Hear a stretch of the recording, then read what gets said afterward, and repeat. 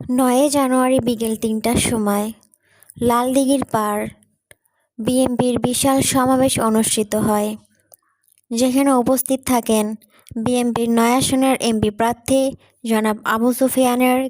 বিশাল rally বের হয়, যে র্যালিটি চট্টগ্রাম লালদিঘি থেকে চকবাজার পর্যন্ত অতিক্রম করে। বিস্তারিত আরও জানতে চোখ রাখুন E+ টিভিতে।